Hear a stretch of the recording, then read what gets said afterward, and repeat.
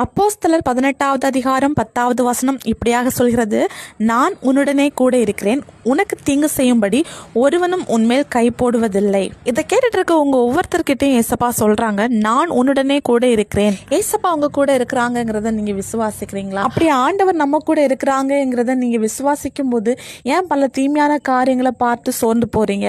எவ்வளோ பெரிய பிரச்சனை வந்தாலும், எவ்வளோ பெரிய போராட்டம் வந்தாலும் ஏசப்பா நம்ம கூட இருக்கிறாங்கிற தைரியம் நமக்கு இருந்துச்சுன்னா நம்ம எதை பார்த்தும் பயந்து போக மாட்டோம்.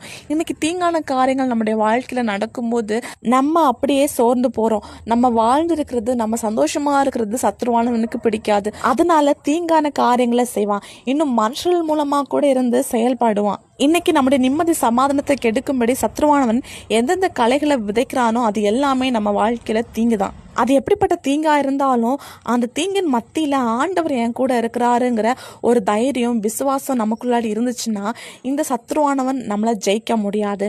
அந்த தீங்கின் மத்தியில ஆண்டவர் நமக்கு ஜெயத்தை தருவாரு. இன்னைக்கு ஏசப்பா என் கூட இருக்கிறாங்கிறத நீங்க விசுவாசிங்க.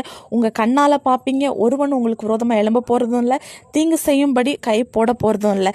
விசுவாசிங்க, அற்புதங்கள் எதிர்பாருங்க. இயேசு கிறிஸ்துவின் நாமத்தில் ஆமேன்.